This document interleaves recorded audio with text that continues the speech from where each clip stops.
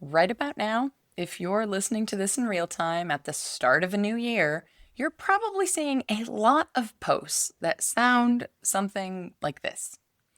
If you're not doing this in 2026, you're missing out. This will be the most popular platform for your business in 2026. 3 times your sales with this one trick. And honestly, it's not just a New Year thing. It doesn't matter when you're listening to this because messages like this bombard us, especially online, all of the time. And they are essentially saying the same thing. What they're trying to say is that there's something you don't know, and if you don't find out about it right now, you're going to be left behind. And especially at the new year, the messaging on top of this is that the thing you don't know is unique to this year. Things have somehow changed. So even if you thought that you knew, you don't. Well, guess what, my friends? It's not unique to 2026. I heard the same thing said in 2025 and in 2024 and all the way back in 2011 as I rounded into completing my first year ever in business. Here's the actual reality. There's really not much new in running a successful business. Let me explain. Yes, there are some tried and true facts and realities about running and succeeding in business. That, yes, you do need to have a basic understanding of if you're going to do this thing. And I'm going to get into what those are in a little bit, but first, I want to empower you with a quick, inspiring phrase to say out loud the next time you're scrolling around the internet, minding your own business, and the algorithm decides to throw an advertisement in front of you for the next newest, greatest thing that's going to solve all your sales problems, 3x the money you can make marketing not feel so miserable, handle a month worth of Instagram content in 5 minutes, and I don't know, probably cure cancer while we're at it. Why not? Just toss it in. Ready? Are you sure you're ready for this phrase? Because you should maybe put on headphones if you're listening near little ones. Because the thing I'm going to try to promise for myself in 2026 is to be a lot more straightforward and blunt about my hard-earned lessons of self-employment that I'm hopefully trying to save you from having to experience. Okay, so you've got the headphones now, and you're picturing yourself scrolling along Instagram when an ad pops up, promising you the answers to all of your small business problems, right? I want you to look at that ad, look at all the 6-figure sales numbers they've attached to the testimonials and all the promises for how much easier everything became when they just learned this one thing. And I want you to look at that ad and tell it to F right off. Please and thank you. We can still be polite with our disagreements in the ads after all. I'm laughing, but I'm not really joking. Because at the end of the day, there are no magic bullets. Learning to promote yourself and sell your work is hard. It's frequently uncomfortable. And yes, even for those of us that you might be looking at thinking, it's not uncomfortable for Rebecca, and she's just more extroverted than I am. I could never do what she does. You still got those headphones on, right? Because I'm going to call bullshit. Sorry, but you can do this because I did it. I didn't know what the heck I was doing 15 years ago. It takes time. And as much as I'm here to try and help you avoid some of the pitfalls and speed up that time a little bit, like spending literally thousands of dollars in online courses looking for the knowledge that I thought I must have been missing, in reality, it also takes some basic trial and error that can't be completely avoided in order to find out the solutions that work specifically for you. Now, if you have the unbounding energy of a 20-something who has very little need for sleep, you can speed up the time, of course, by the hours you put in. Things will naturally grow faster if you want to post on social media every single day without a break for a year or two, as opposed to maybe more sustainably posting a couple times a week and taking a break every once in a while over the course of a year. That's just basic math. But if you're a regular adult who needs sleep and time for meal prep and to mow the lawn and all sorts of other demands that adulting brings on us, you can still chip away at these dreams and goals and whatever resolutions you might be thinking about right now. Bit by bit, baby step by baby step, a little bit at a time, day after day, hopefully with a few days of rest in between every once in a while. Eventually, in a couple of years, you can look back and say, wow, at the start of 2026, I was dreaming of being able to do what I can do now. Let me not forget that. Now that I've learned so much and I moved the goalpost on myself to adjust what feels like success, right? Because I bet before this year, also those goalposts have moved. Now, before I get into those tried and true business realities, I want to address an elephant in the room. I'm bemoaning people that advertise online courses while, in fact, I sell 2 online courses. Yes, 2. The Manual Photography Masterclass is, in fact, live for those of you who have heard me talk about that off and on for the last couple of years.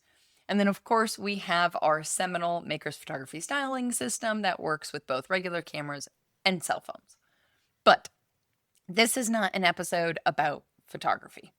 The point is, yes, I do offer 2 online courses, so I don't think all online education is selling you snake oil.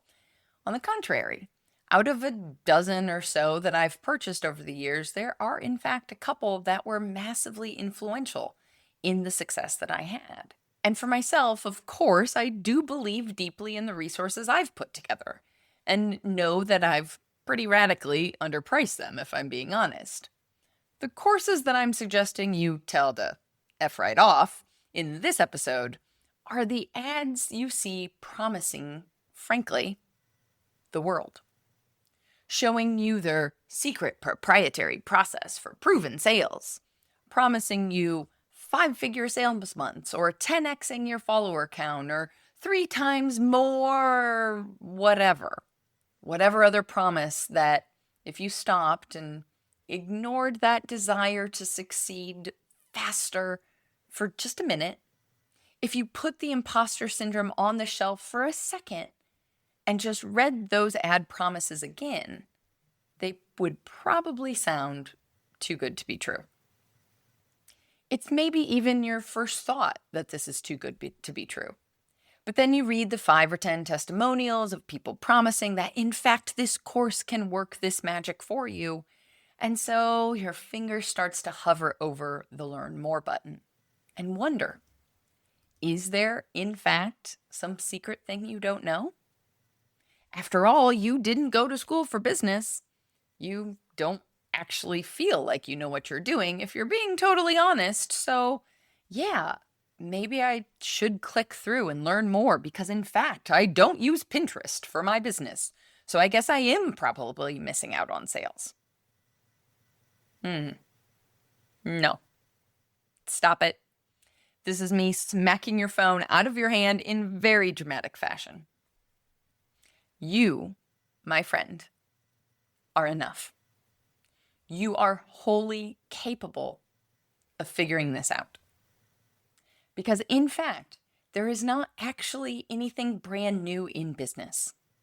At the end of the day, you have to find enough people that like what you make, and then enough people within that group who like it, who value it enough to want to spend their hard-earned money on it without bemoaning over your prices.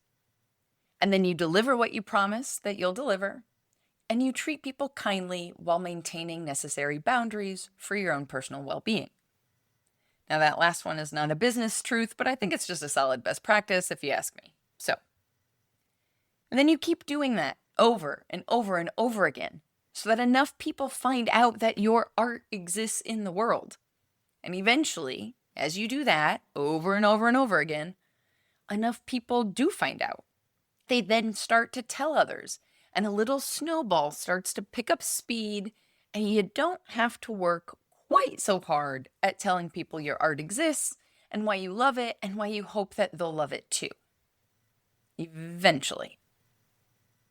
And like I said earlier, there are some tried and true ways to do this, which we're about to get to.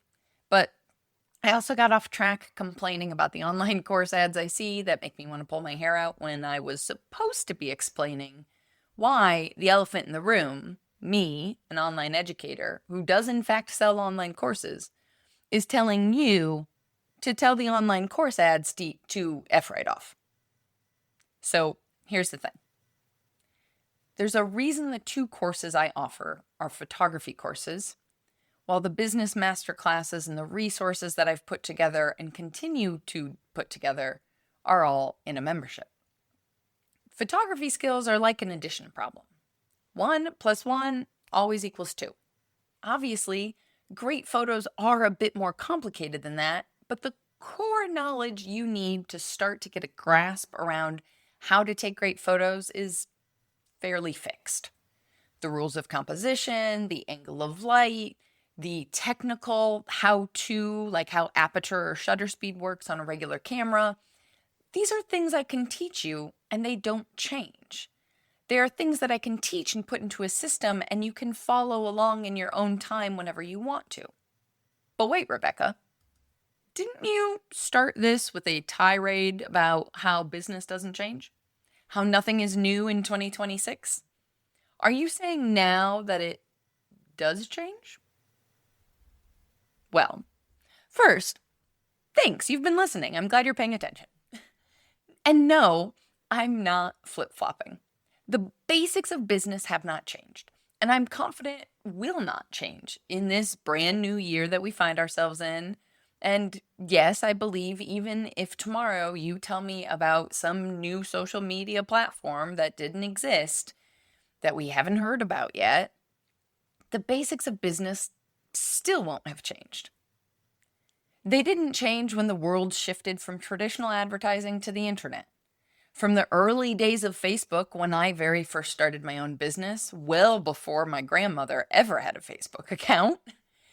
And it didn't really change when Instagram came on the scene, to TikTok, to Twitter, and Threads, and X, and Blue Sky, and whatever else we don't even know about yet.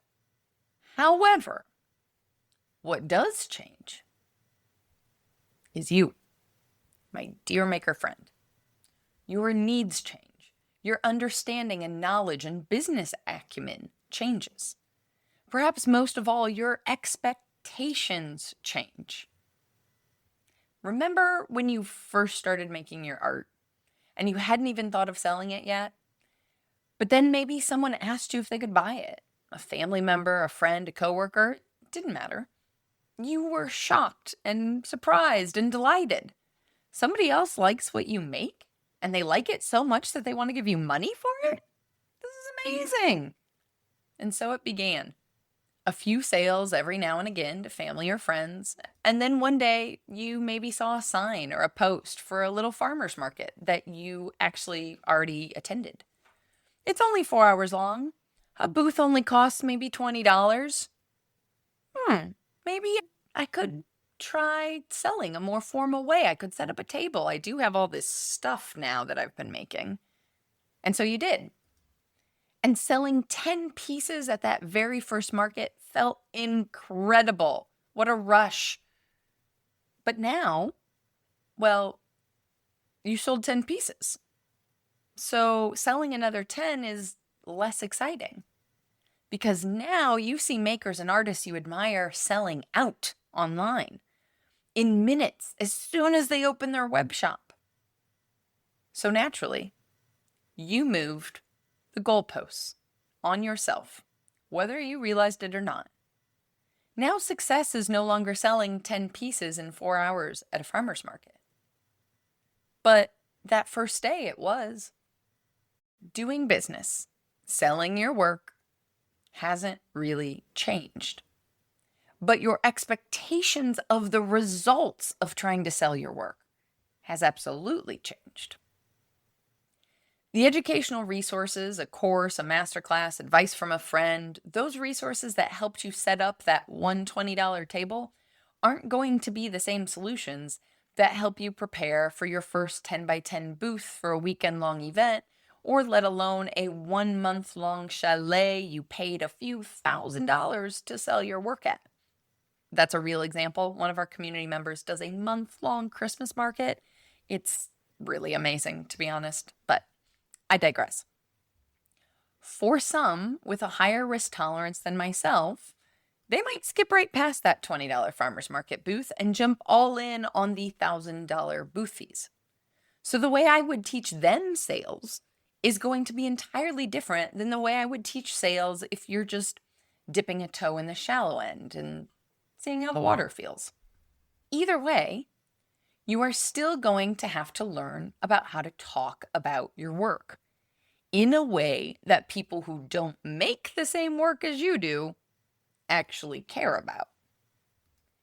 Now, how that's done shifts depending on who you're trying to talk to. Your neighbors at the farmer's market who are maybe similar to you will be a faster learning curve than the fine art collector who's accustomed to spending $5,000 on one piece. Both are possible. Both require you to talk about the work that you make to someone who knows nothing about it. But to offer a one and done sales course that promises the solution to 3 timesing your sales, no matter whether you're selling at the farmers markets or the fine art galleries, I don't see how that's going to work. And so I stopped trying to put together a one and done business course like I originally thought that I'd have, similar to the photography courses. Because also, just because you start out at that farmer's market doesn't mean you might not realize a few months later or a couple of years down the road that, in fact, you do want to create the kind of work that costs $5,000 and is sold inside of art galleries.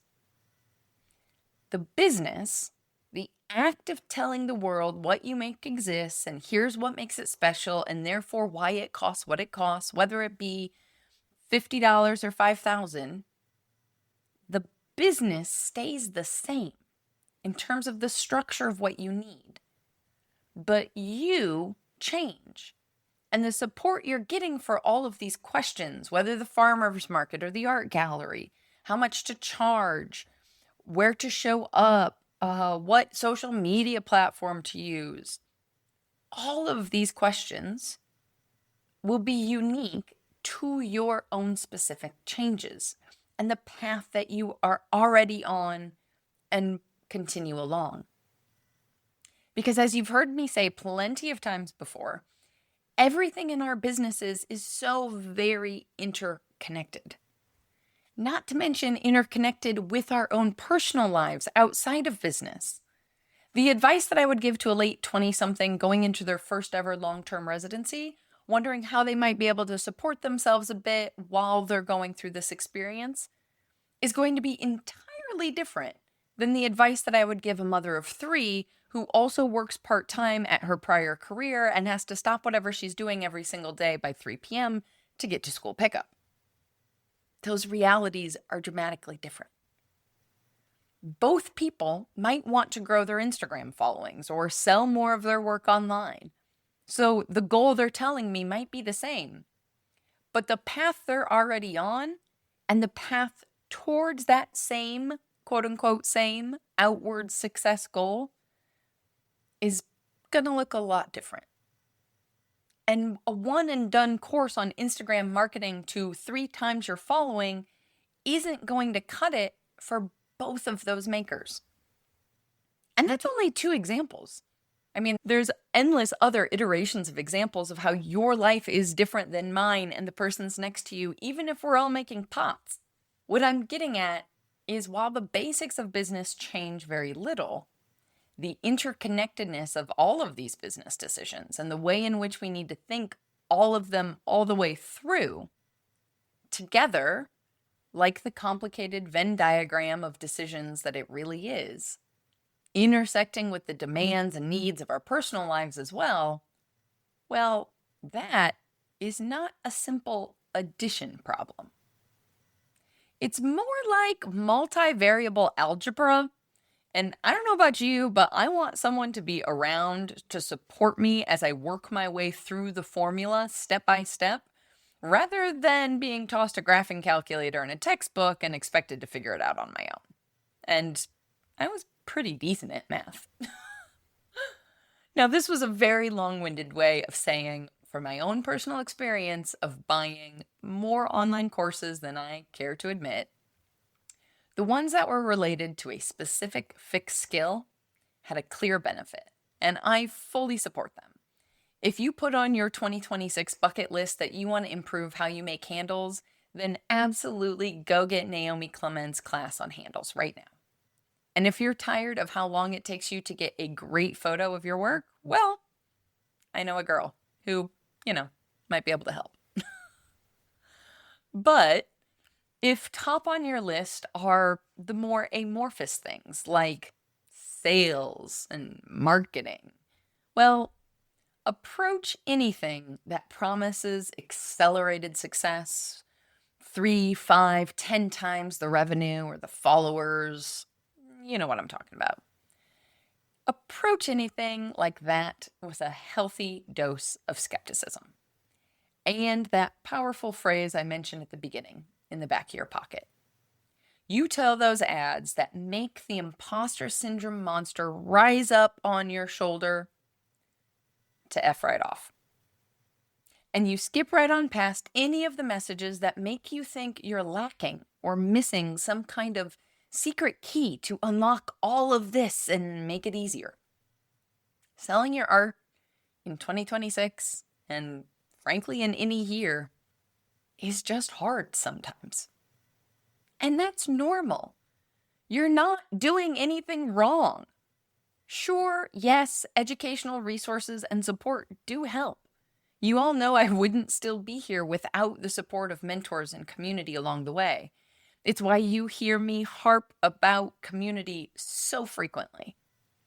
But that kind of support was from people who knew me. They knew where I lived, what my risk tolerance was, what kind of financial needs I had, how much energy I had to keep pushing forward, or if I was in a space that I needed to recuperate a little bit and pull back. And I've never found that kind of nuance in a DIY course before. So, the point of all this rambling is that I hope you look at the overwhelming messaging that we get, especially at the start of the year, about all the things we're told that we should be optimizing or improving in our business, in our making practice, let alone in our personal lives. The things that are promising us if we only had this one secret proprietary trick of whoever it is that's selling to us. I hope that you say, and say it with me now, F right off. And with that, some pragmatic help. Because I'll never complain about something without also presenting a solution. Now, at the start of this, I mentioned that there are some tried and true realities of business. So let's talk about them. These are the things that I know for a fact have not changed in 15 years that I've been doing business.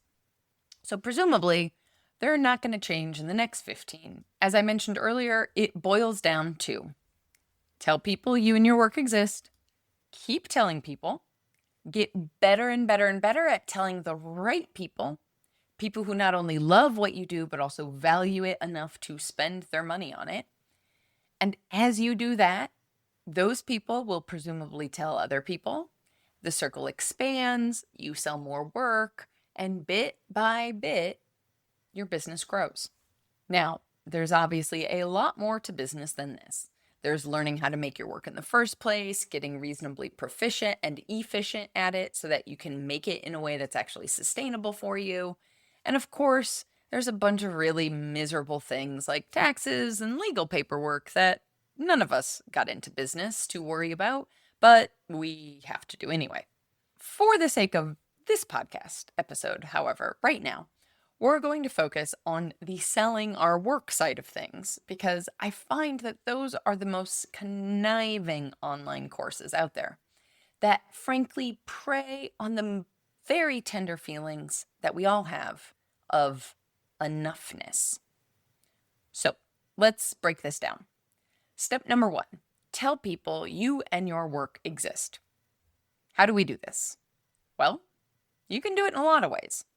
There's traditional advertising that will cost you your hard-earned cash out of your pocket, like taking out ads in print magazines, billboards, TV ads, the stuff Mad Men episodes are made of, effectively. And you can also do this in the traditional sense, but on a smaller budget, through things like bulletin boards in local coffee shops or leaving postcards with the dates of any upcoming shows or events that you're in at a favorite shop of yours that you frequent, and who might give you permission because they're also mission focused on helping promote other local businesses. We actually did this past year with both a local pizzeria as well as the Pilates studio that I go to. Think of places where you are a regular, where you might know the owner's name or a manager's name or at least an employee's name who know you. You can also, of course, tell people you and your work exist directly, in person, participating in markets, even less direct than that, getting involved in a local community organization so that you just meet more people than you would otherwise meet on any given day. Maybe even donating a piece to an upcoming gala or fundraiser for a cause that you believe in so that everyone attending that event sees your work. Dropping little nuggets about what you do to the people who attend the same yoga class with you every week. And you all chat about what's going on in your life while you put your shoes back on. I once had a mentor tell me that if every person in my life wasn't aware that I had started a photography business, then I wasn't talking about it enough. Now, don't be annoying, obviously, but when someone asks you, hey, how's it going? There's an opportunity there to respond first with how your making is going, rather than how many loads of laundry are waiting for you back home. And obviously, you can tell people you and your work exist on the internet, the land of endless possibility. Within this category are endless subcategories. Blogs, SEO, websites, platforms like Etsy or Faire, social media, and whatever new social media platform will arise this year and next year and the following year. And we'll be told that new place is new and different and going to be so much better than whatever annoyance we've come to have with the existing platforms. While the surface might look totally different, shiny and new, or annoying and full of disillusioned disappointment that the free platform, in fact, is going to continue to make decisions that make the most money as opposed to adjusting to the desires of the user populace. At the end of the day, telling people you and the work you make on the internet exists, well, that, at its core, is something called content marketing. Now, of course, there is the opportunity to pay for ads online as well, and that's a route you can take.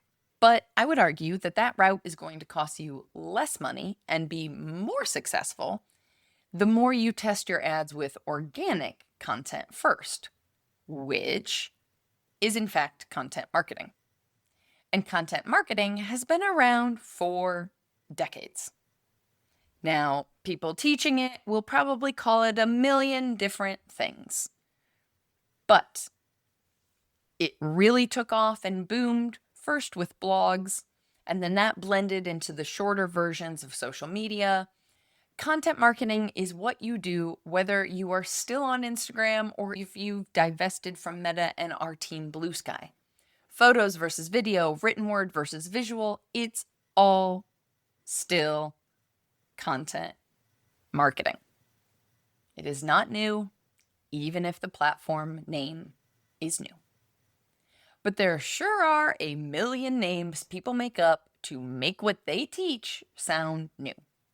Some proprietary system for discovering all the answers. So what is content marketing?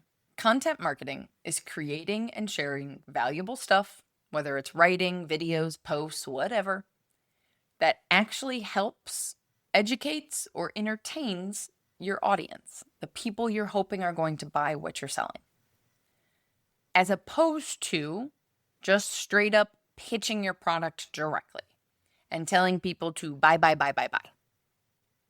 Let's use a clothing company as an example, because I'm pretty sure every single one of us has been on an email list for a clothing company at some point and then been bombarded with emails from that company, especially at the end of the year. Endless sales, endless messages that we delete and ultimately unsubscribe from because it feels like constant spam. Why? Because they aren't actually giving us anything. It's like being constantly poked in the shoulder. Hey, hey, hey, we're here, we're still here. Hey, remember us?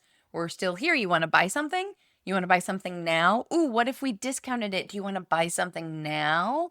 Oh, look at this shiny new thing that we have. Do you want to buy that? It's annoying just saying out loud.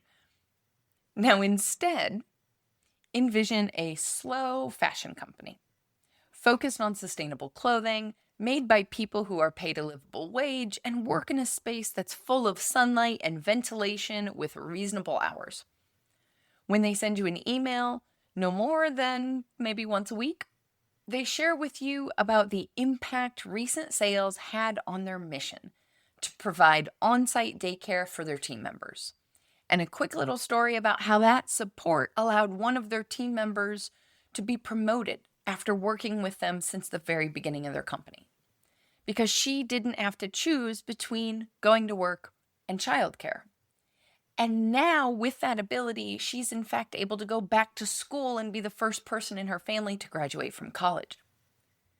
All thanks to the support she's gotten from her employer, the clothing company, whose email newsletter you signed up for and have actually read all the way through. Oh, and by the way, we just launched this new line of super comfy pants. Would you like to click here and check them out? That, my friends, is content marketing.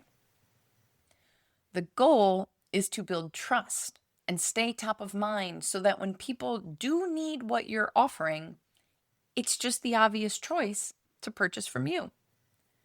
Content marketing is the long game.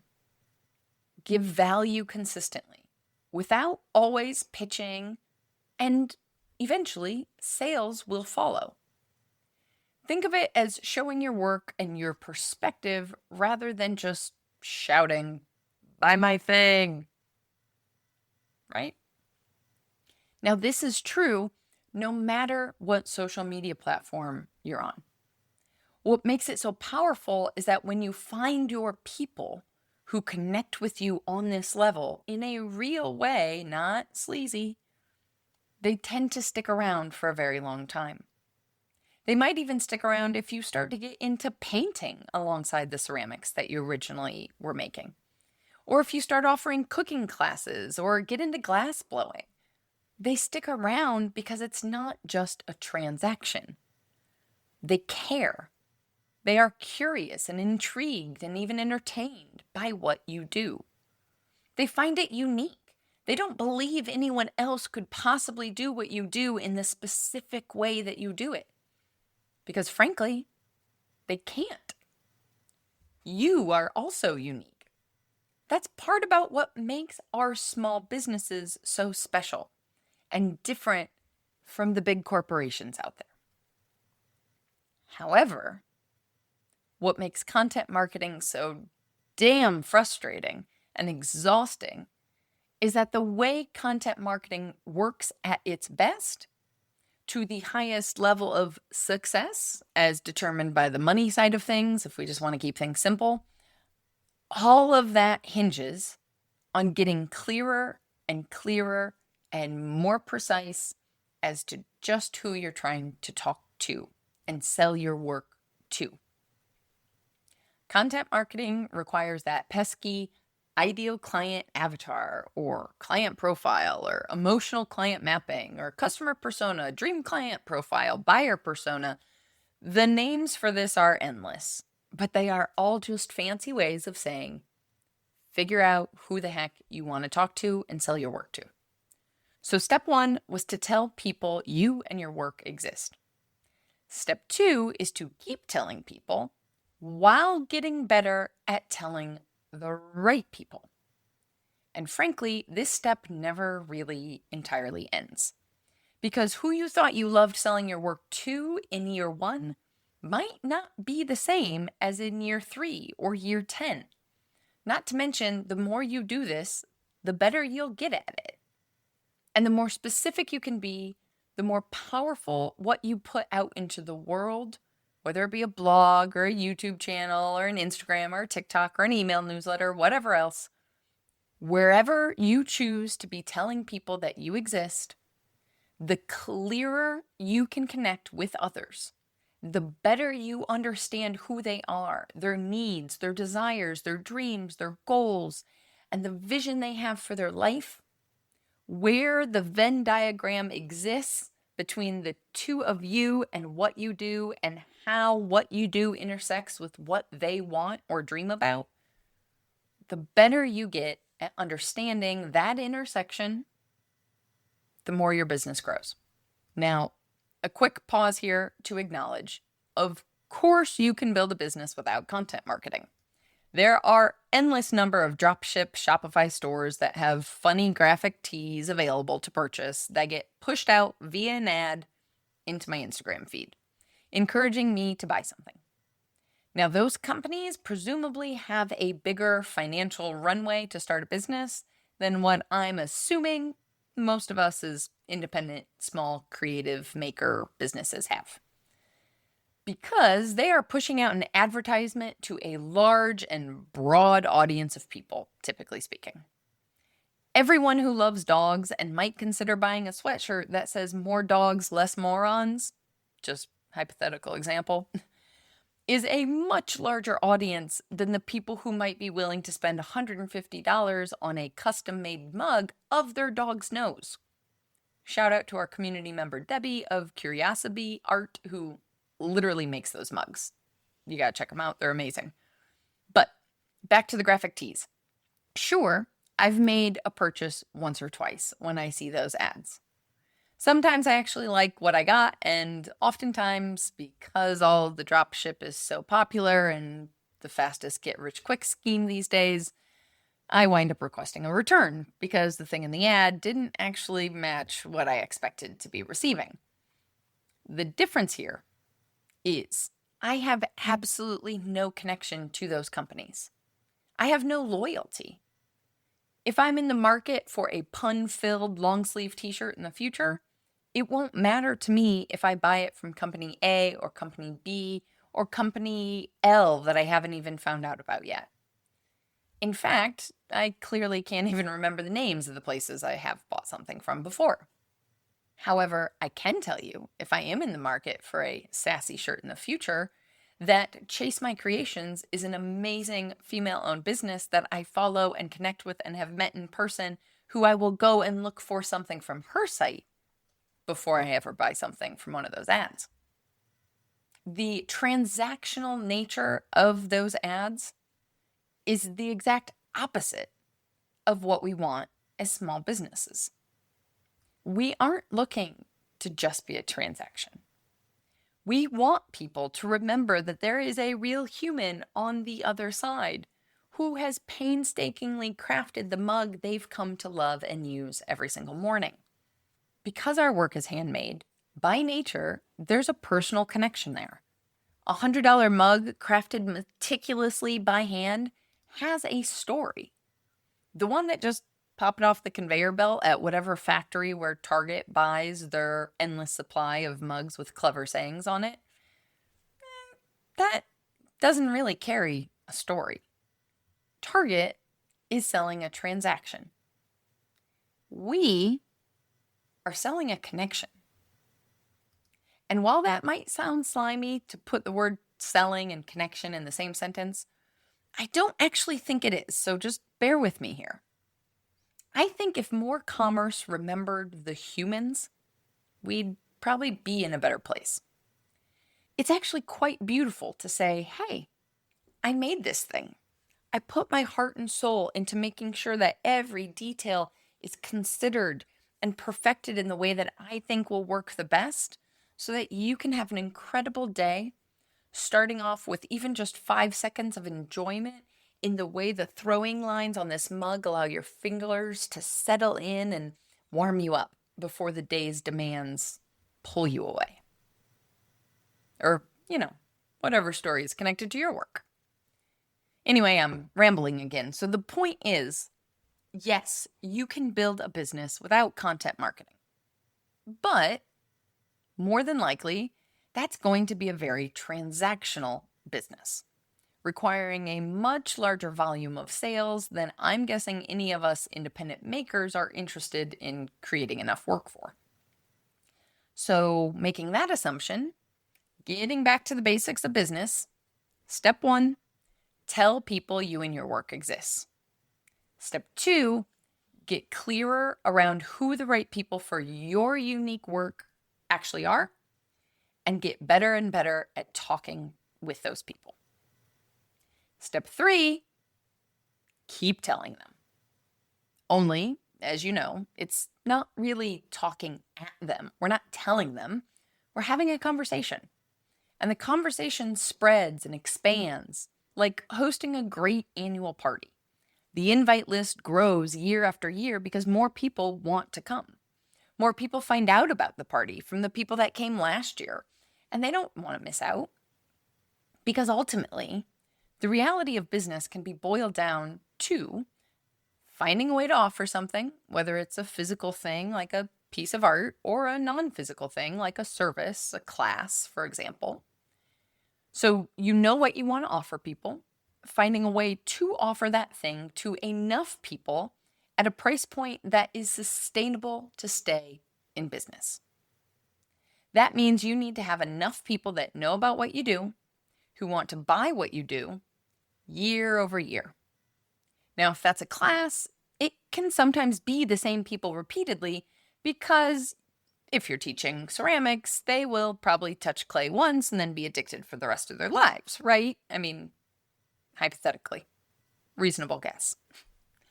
But it might not always be the same people. Even if you do teach classes, because people move, things change, they need to take a break for whatever reason.